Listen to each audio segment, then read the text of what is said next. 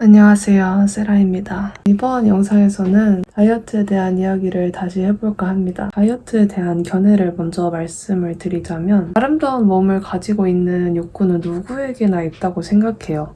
마른 몸을 가지고 예뻐지고 싶은 욕구? 그거를 포기한다는 거는 사실 불가능에 가까운 것 같아요. 그럼에도 불구하고 현대의 다이어트들은 우리의 뇌를 갉아먹는 굉장히 건강하지 못한 사고방식을 주입하고 있는 경우가 많은 것 같아요. 시기마다 유행하고 있는 다이어트가 계속해서 바뀌고 사람들은 그런 유행하는 다이어트들을 따라하고 그로 인해서 계속 몸이 망가지고 정신이 피폐해지고 마음이 병들게 되는 경우가 상당히 많죠. 저는 이런 것들을 굉장히 기피하고 불편해하는 사람입니다. 그럼에도 불구하고 저의 몸을 아껴주고 저의 몸을 사랑하는 마음에서는 어느 정도 적정한 체중을 유지하는 게 건강한 라이프라고 생각을 해요. 미디어에서 말하는 방식대로 꼭 다이어트를 하지 않아도 내가 추구하는 건강한 방식대로 삶을 유지한다면 그것도 그거대로 하나의 다이어트라고 생각을 합니다. 그래서 이번 영상에서는 저의 다이어트에 대한 가치관이 어떠한지를 공유해드리고 저의 생활 습관이나 식이장애를 극복하고 난 후에 제가 어떤 멘탈 관리를 하면서 지내고 있는지를 공유해드리도록 하겠습니다. 이건 어디까지나 제 개인적인 견해이기 때문에 누군가에게는 정답이 되지 않을 수 있다는 점 참고 부탁드리고요. 여러분들이 꼭 아셨으면 좋겠는 거는 운동을 더 많이 하는 게 체중 감량과 무조건적으로 연결이 되지 않는다는 것입니다. 저도 공복 유산소가 체중 감량에 좋다는 얘기를 듣고 몇 시간 동안 아침에 운동을 했던 시기가 있었어요. 근데 그렇게 운동을 많이 하고 나면 오히려 식욕이 증가해서 음식을 더 먹게 되는 경우도 많았고 억지로 참아서 밥을 먹지 않으면 몸에 힘이 없고 쫄쫄 굶은 것처럼 하루 종일 음식에 시달리는 스스로를 발견할 수 있었어요. 운동을 많이 하는 것보다 음식을 조절해서 먹는 게 훨씬 중요합니다. 운동 많이 해보신 분은 알겠지만 러닝머신 1시간 정도 뛰어도 1000칼로리 소모하는 게 굉장히 어렵거든요. 반대로 음식은 밥 한 공기만 먹어도 300칼로리입니다. 운동량으로 먹은 음식을 커버해야 된다는 생각 자체를 버리셨으면 좋겠어요. 절대 불가능합니다. 차라리 밥 한 숟갈을 덜 먹는 게 내 몸을 혹사시키면서 죽어라 운동을 하는 것보다 더 낫다는 겁니다. 제가 현재는 다이어트에서 식단도 하지 않고요. 운동도 하지 않습니다. 그럼에도 불구하고 제가 죽어라 운동을 하던 시기와 체중이 거의 유사합니다. 그 이유를 아주 쉽게 말씀을 드리자면 제가 그때보다 밥을 덜 먹어요. 왜냐하면 운동을 덜 하고 활동량이 적으니까 애초에 배가 그렇게 고프지 않습니다. 죽어라 운동하고 하루 종일 뿔뿔뿔 돌아다니면 힘들어서 더 성급하게 먹게 되잖아요.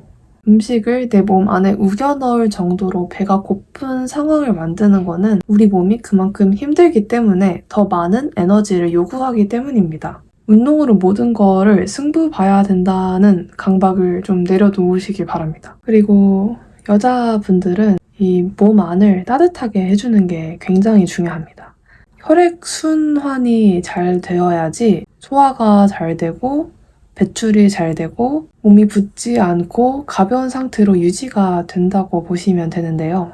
그래서 찬 음료나 찬 음식을 끊어보시는 거를 추천드립니다. 습관적으로 먹는 아이스 아메리카노 같은 찬 음료들이 우리 몸을 굉장히 차게 만들고 순환을 방해를 하는 주범이거든요.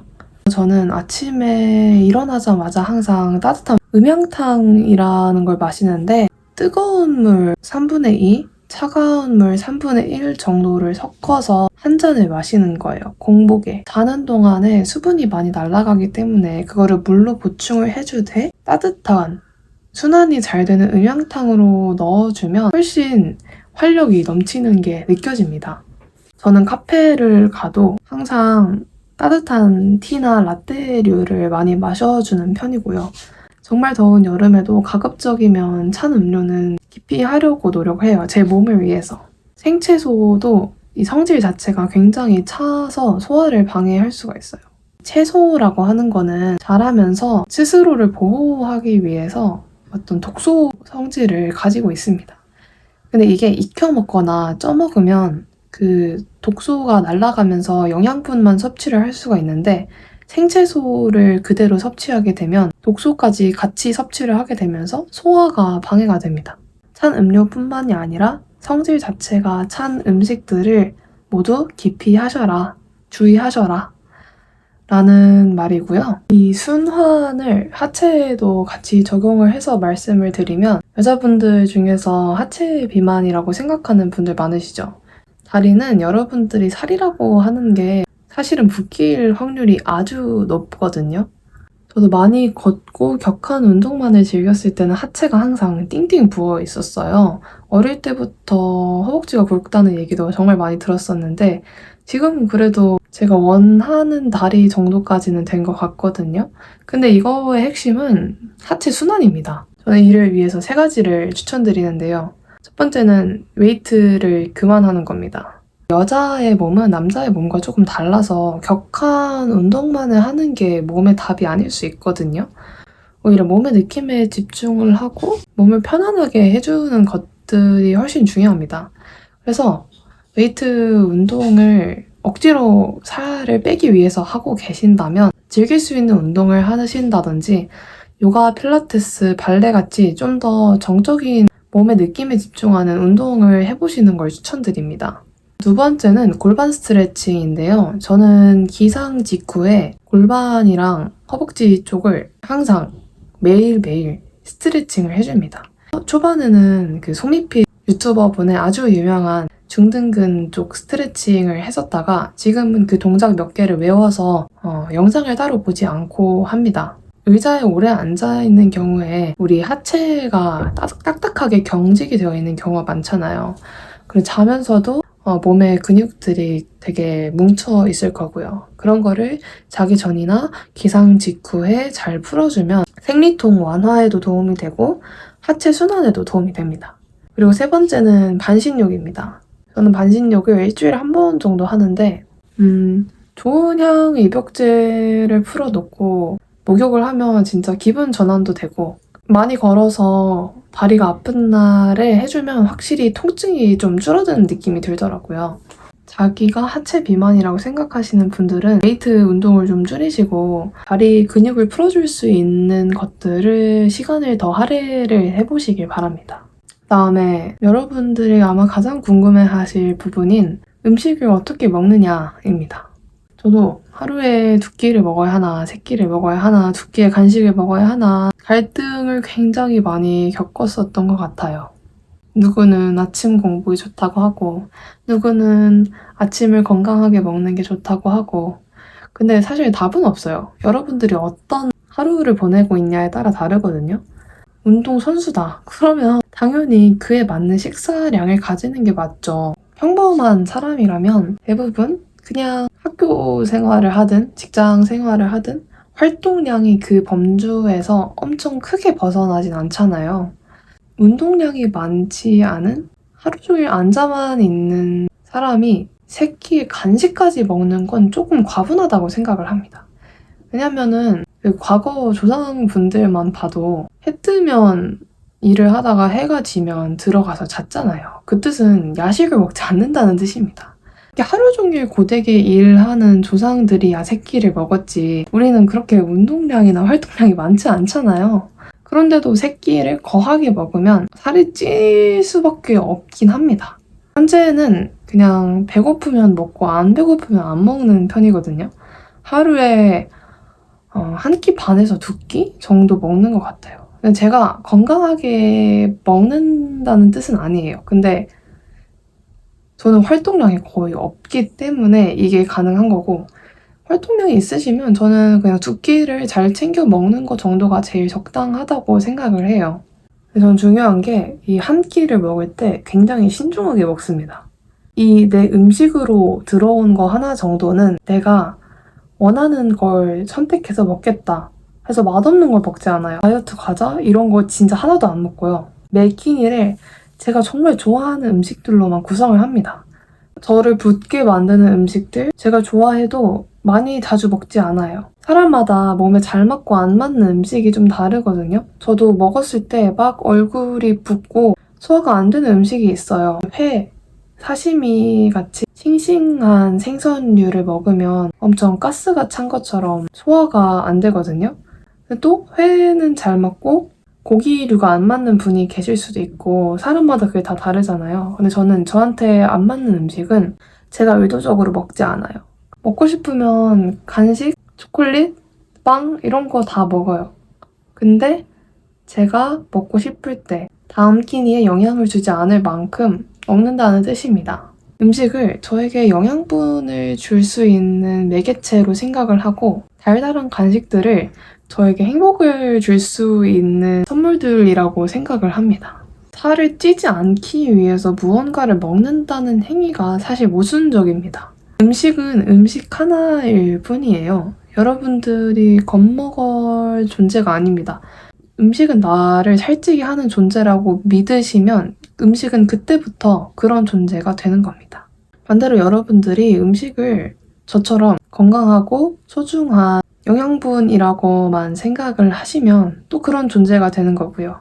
여러분들이 음식을 어떻게 정의하냐에 따라서 여러분들에게 미치는 영향도 같이 달라지는 겁니다.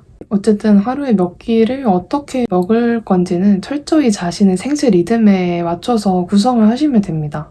그 다음, 식사량은 어떻게 하나요?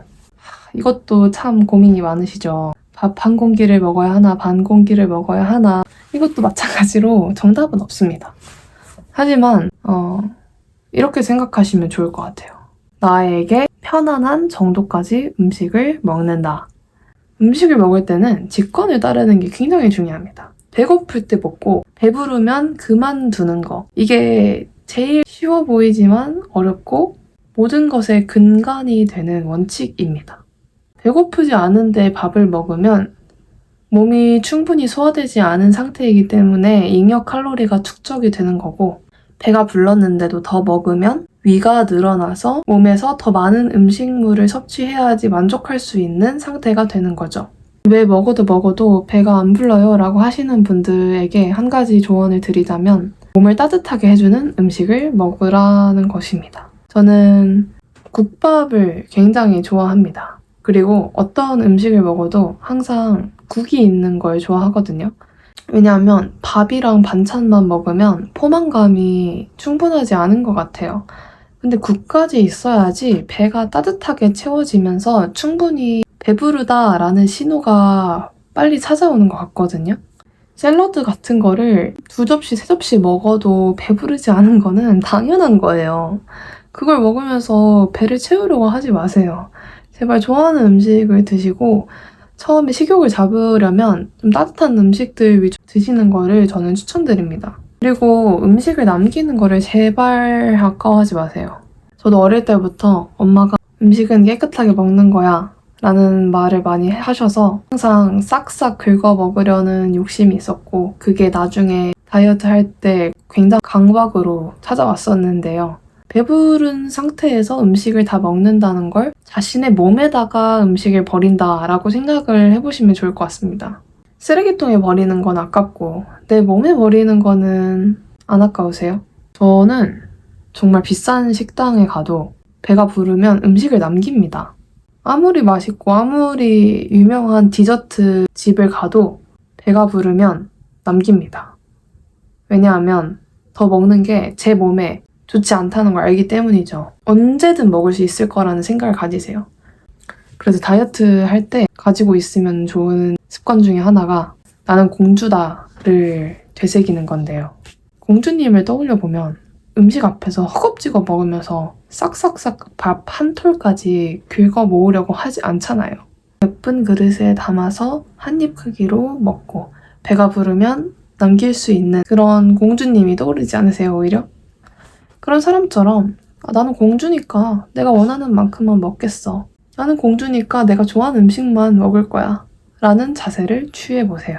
저도 제가 진짜 좋아하는 음식을 먹으면 가끔 과식할 때가 있어요. 하지만 그 이후에 충분히 소화할 시간을 줍니다.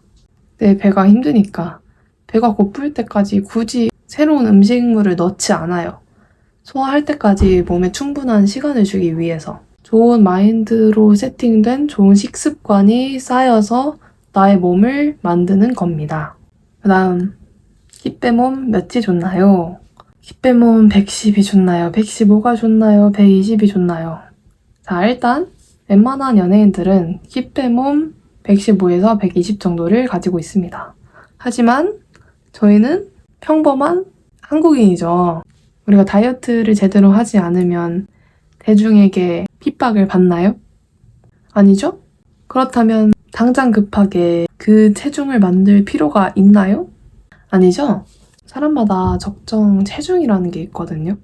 이거보다 더 빠지면 급격하게 체력이 약해지거나 몸에 이상 증세가 생길 수 있는 체중이 사람마다 다 다르단 말이죠. 보통에서 마름을 가는 분들이라면 특히나 자기 목표 체중이 너무 비이상적이진 않은지를 점검을 해보셔야 될 것 같아요. 저도 정말 터무니없는 몸무게를 목표로 하다 보니 아무리 살을 빼도 만족을 못했었거든요. 처음에는 50kg만 되면 좋겠다 해서 뺐다가 그 다음에는 48이 목표가 되고 그 다음에 45가 목표가 되고 밑도 끝도 없이 계속 목표 체중이 낮아지고 이에 맞춰서 다이어트를 하다 보니까 어느 순간 몸이 병들게 됐던 거거든요. 대비하실 게 아니면 굳이 목표 체중을 그렇게 과하게 잡지 마시고 다이어트를 해보시면서 적정 체중을 찾으시면 그냥 거기서 유지하려는 정도로만 해도 저는 괜찮은 것 같아요. 근데 이거는 어디까지나 제 개인적인 의견이기 때문에 자신의 몸 상태에 맞게 행동하는 게 제일 좋다고 생각을 합니다. 어떻게 보면 다이어트는 여자분들한테 평생의 숙제인 것 같긴 해요. 저도 방심하고 먹거나 여행을 갔다 오거나 하면은 당연히 체중이 일시적으로 늘고 몸이 붓고 해요. 그건 당연하죠. 저도 사람인지라 항상 적정 체중을 유지하는 건 아니에요. 근데 그냥 내가 많이 먹었네, 좀 쪘네 하고 다시 조금 그냥 원래대로 먹다 보면 금방 돌아오는 것 같아요.